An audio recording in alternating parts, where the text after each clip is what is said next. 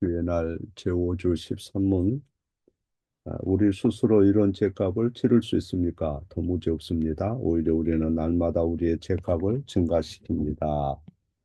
로마서 6장 11절. 이와 같이 너희도 너희 자신을 지에 대하여는 죽은 자요 그리스도 예수 안에서 하나님께 대하여는 살아있는 자로 여길지어다. 아멘. 그리스도인이라도 앞날에 대한 불안감, 처조, 두려움, 이런 것에 몰입될 수가 있어요. 음, 그러다 보면 삶에 대한 확신이 없고, 또 불안하고, 또 상대에 대해서 의심하고, 또 정치인들처럼 물고 뜯고, 이렇게 되는 거죠. 그래서 모든 잘못은 성경에 보면 아담의 원 뿌리에서 유래한 것입니다. 그게 이제 로마서 5장이나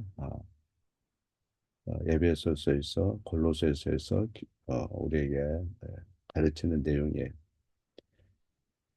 이 말은 우리의 죄의 책임을 회피하려는 말이 아니죠. 그것을 변명하고자 하는 말이 아닙니다.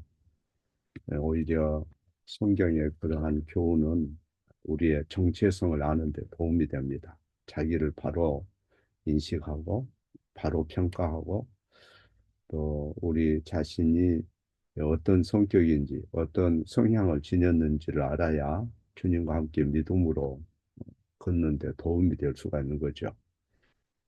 그래서 우리는 대체적으로 많은 사람들이 자기 자신을 지나치게 과대평가해요.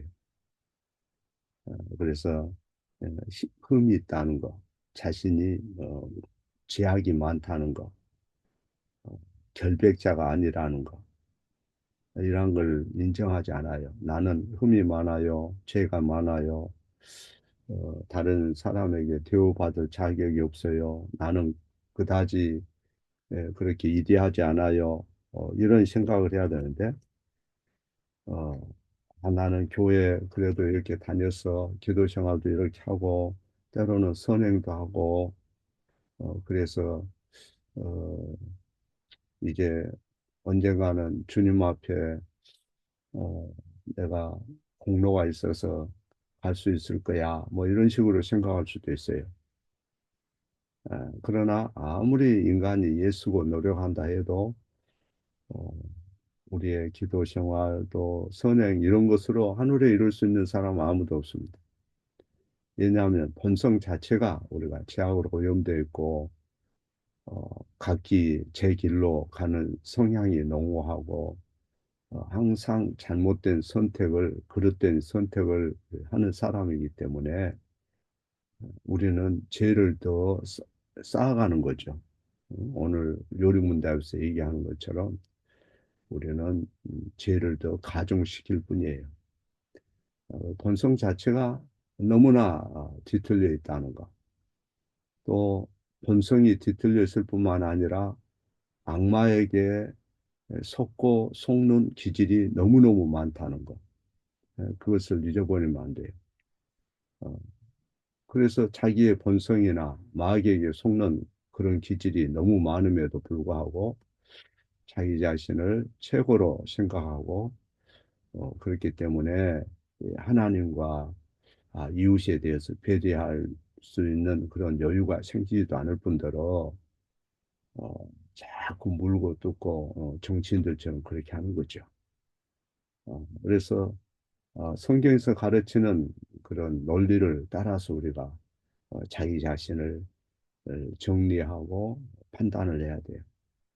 성경적인 지식, 성경적인 인식을 가져야 그게 이제 구원에 대한 확신이라든가 이런 것을 알 수가 있어요. 구원의 확신은 내 안에서 생겨나는 게 아니고 예수 그리스도로부터 출발하는 거죠. 그래서 그런 지식이 없으면 스스로 무너지고 불안하고 상대에게도 가끔 화를 내고 또 실수를 할 수 있어요.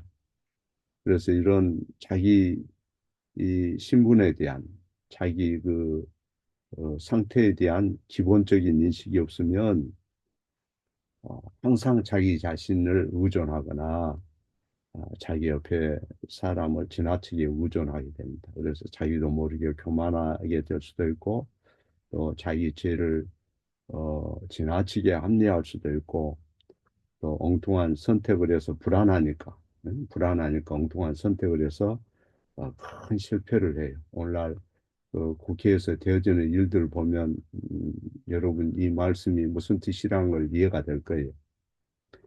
그러나 우리가 우리 본성을 알면 내가 아담의 아들이요 아담의 딸이라는 것을 성경대로 기억하면서 하나님 말씀대로 자기 자신을 이렇게 정리해 가면 어, 자기의 생각이라든가 자기 자신을 최우선으로 놓지 않습니다. 옆사람의 미혹에 빠지지도 않을 뿐더러 또 여기저기 뭐 유튜버라든가 또 뉴스라든가 세상 사람의 목소리에 거기에 미혹당하지 않아요.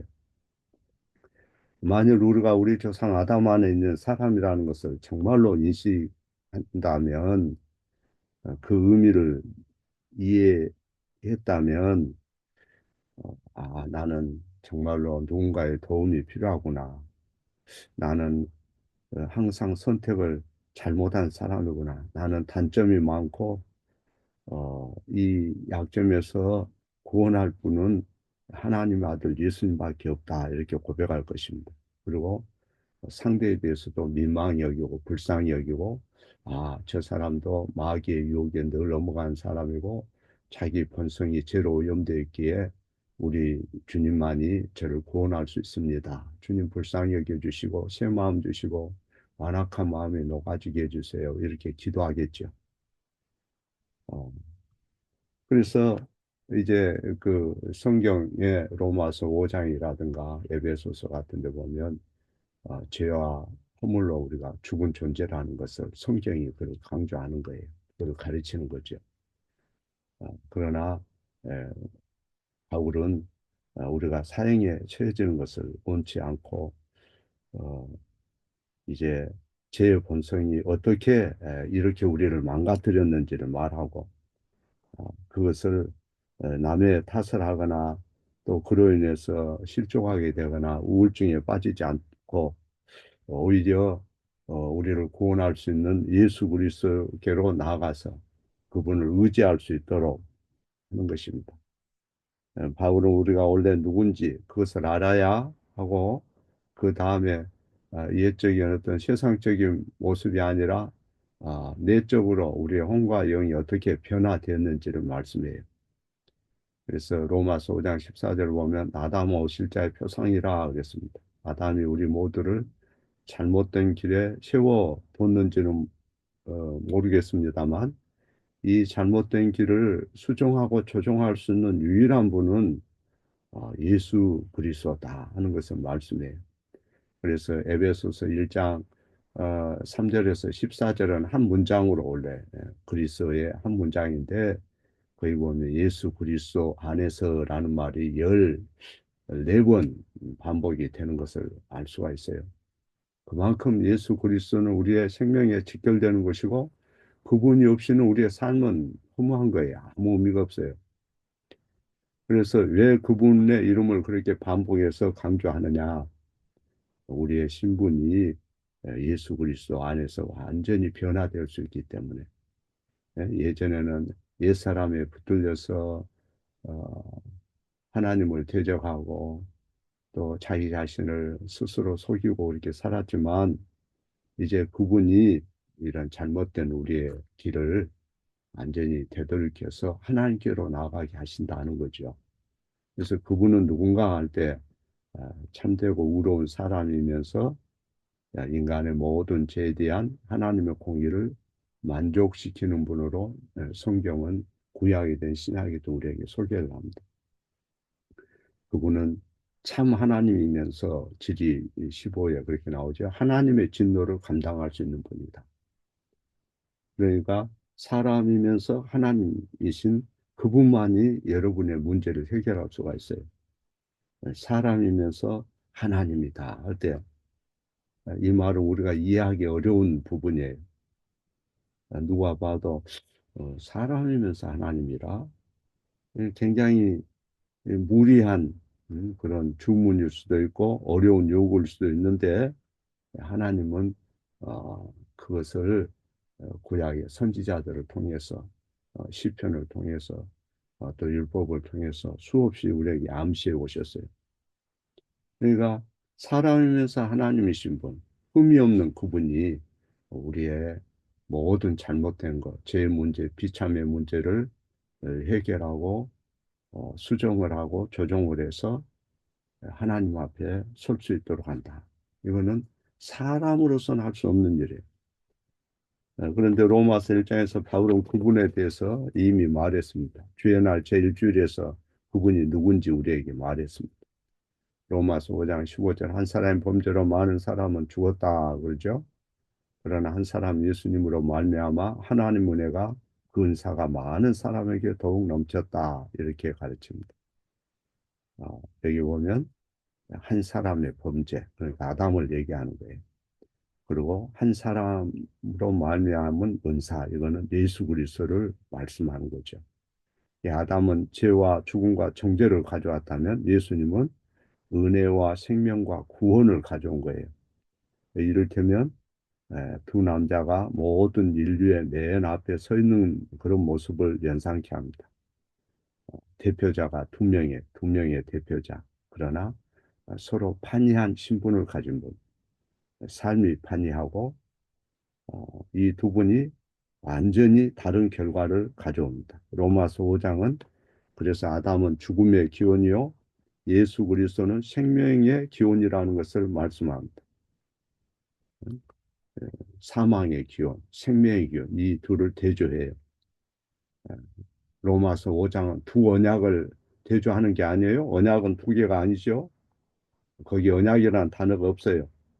언약 대조가 아니고 어, 사망의 기원, 생명의 기원을 얘기한다. 예덴에서 아담은 하나님 앞에 순종할 것과 또 하나님 계명 청종하고 생육 번성 충만 정복 다스리는 일을 하라고 하나님이 명령하셨어요. 그리고 중앙에 있는 치루가는 손을 대서는 안 된다 이렇게 말씀하셨어요. 그 자체에 언약적인 요소가 있는 거죠. 그러나 로마서 5장은 언약의 대조가 아니고 사망과 생명의 시초가 누군가를 말씀하는 거죠. 그를 대조하는 거예요.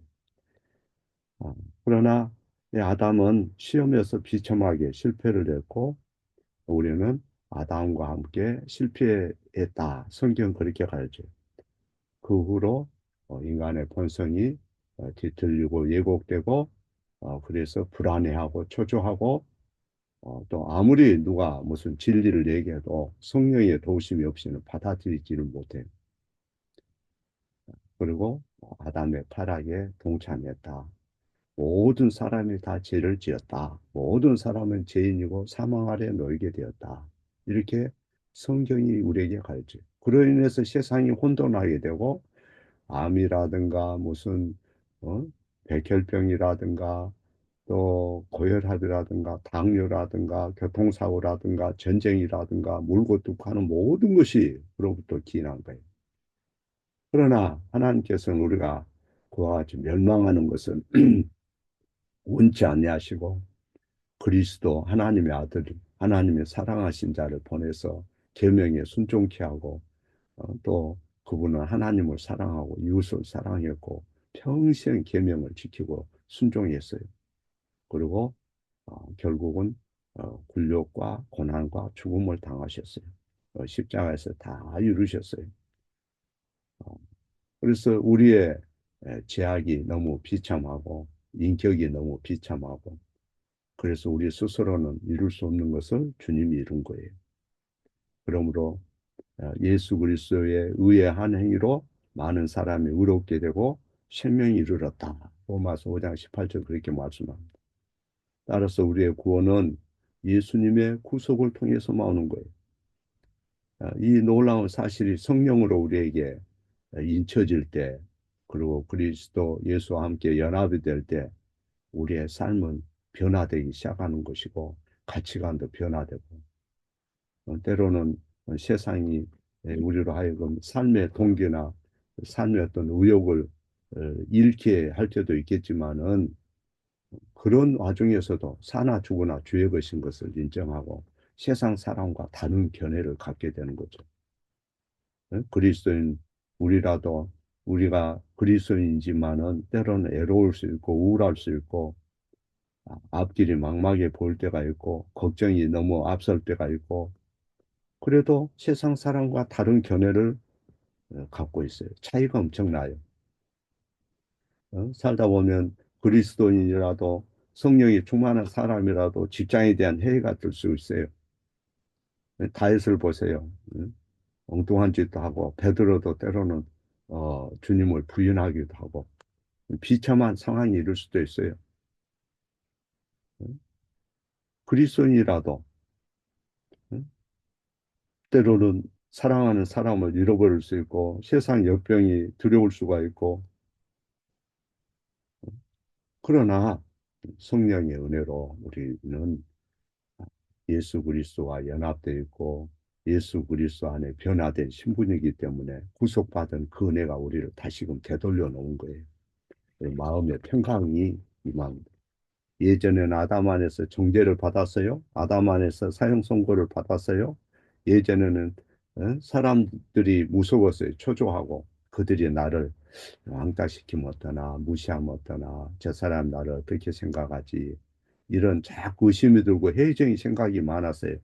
그러나 지금은 하나님 은혜가 내 마음을 새롭게 하고 하나님께서 나를 다른 사람으로 간주하고 하나님께서 나를 더 이상 아담 안에 있는 자가 아니라 예수님께 연합된 자로 보시고 내가 아담의 신분을 가지고 있는 게 아니라 아담의 모든 죄의 타락의 결과를 내가 가지고 사는 자가 아니라 내가 비록 아직은 천국에 오지 않았기 때문에 내가 천사처럼 변화되지 않았기 때문에 예수 그리스도의 그날이 오지 않았기 때문에 여전히 환난을 당하고 비참을 가지고 있을지라도 예수님과 하나 된 그 신분이라는 것을 우리는 늘 기억합니다. 예수님이 이룬 것을 내가 다 이룬 것처럼 예수님이 계명을 다 순종한 것처럼 하나님이 보셔요. 예수님 때문에 하나님은 우리를 향해서 계명을 다 지켰다 이렇게 선포하신다. 그죠? 우리를 순종한 사람, 의로운 사람, 영원한 심판과 상관없는 사람으로 주님 보셔요.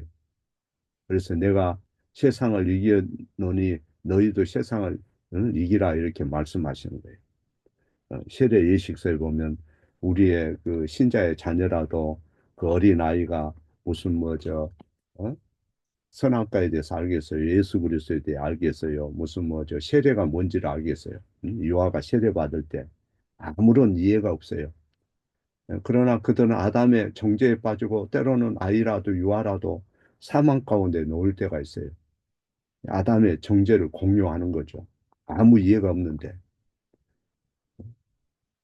어, 그러나 그들도 예수 그리스도가 그들에게 약속이 되었고 성령이 그들에게 약속이 되었고 그들은 아무것도 모르고 아무 이해력도 없지만 그리스도 안에서 하나님께 받아들여지고 아, 또 그들은 안전해요. 그것이 성경이 우리에게 가르치는 거예요. 우리 자녀들 신분이 그렇단 말이죠. 그래서 예적인 지위라든가 세상이 요동하고 혼돈스럽고 막 난리를 칠 때 거기에 대해서 여러분이 좌지우지 될 필요가 없다. 요동할 필요가 없다. 예적인 그들의 지위라든가 영예를 부러워할 필요가 없다. 사람이 나를 어떻게 생각할지 어, 그런 것을 끊임없이 생각하고 거기에 몰입되면 사탄 역사예요. 음, 끊임없이 사람이 나를 어떻게 생각할까? 내가 여기서 내가 버림받으면 어떨까? 이런 생각하면 안 된다 이 말이에요. 그거는 성경이 우리에게 요구하는 바가 아니에요. 사람은 부패하고 비뚤어져서 많이 배운 서울대 교수라도 자기 가족의 신분을 조작하고 학벌을 조작하고 그런 일이 있었잖아요. 더 나은 내적인 모습을 갖춰서 자녀의 자존감을 세워주려고 하는 그런 기질이 있어요. 그러나 그들이 예수님을 안다면, 아, 나는 더 이상 아담의 자녀가 아니야. 더 이상 아담이 내 대표자가 아니야. 어? 내 딸아, 너도 아담이 네 대표자가 아니야. 너는 하나님의 자녀야. 예수 그리스도의 것이야. 사나 죽으나 주의 것이야. 이렇게 얘기하겠죠. 세례가 뭐예요? 세례는 우리가 그리스도 하나 되었다는 그런 귀중한 표시가 아닙니까? 그런데 그토록 세례도 받고 수없이 세례하는 장면도 보고 또 수없이 세례에 대한 강의도 듣고 성경의 말씀, 요리문답의 말씀을 들으면서도 마치 실패자처럼 아, 나는 실패했어. 나는 불행해. 그런 생각을 갖고 있다면 아담의 후예로서 계속 속아 사는 거죠. 그 속에 그 역사의 큰 그림 속에서는 세상적인 신분이라든가 예적인 그런 모습은 그다지 의미가 없어요. 하나님이 나를 어떻게 바라보시냐 이게 중요한 거죠. 하나님은 나를 예수 그리스도와 연합된 자로 보신다. 그래서 성경이 나를 누구로 말하는지 이것을 놓치면 안 돼요. 로마서 6장 11절에 죄에 대하여 죽은 자고 예수 안에서 하나님께 대하여 산 자로 여기라 그러죠. 산 자로 여기라. 그 말은 하나님께서 그냥 야, 너 스스로 네 마음을 체면 걸어라 이런 뜻이 아니에요. 사실이 아닌 걸 갖다가 야, 너 이렇게 생각하면 좋을 기야 이렇게 유도하는 게 아니에요. 실제로 하나님은 예수님 때문에 여러분에게 새 신분을 주셨어요. 예수님으로 인한 그 신분을 확실하게 드러내고 고백하고 그거를 예배 드리면서 찬양하고 그렇게 돼야 되는 거지. 그를 숨기고 깨닫지도 못하고 자기 신분이 뭔지도 모르면 세상 사람처럼 항상 불안하는 거지. 원망하고 막 소리를 지르고 개성을 지르고 불평하고 모든 것이 회의적이고 짜증나고 그러나 하나님이 예수님 때문에 우리를 받았다.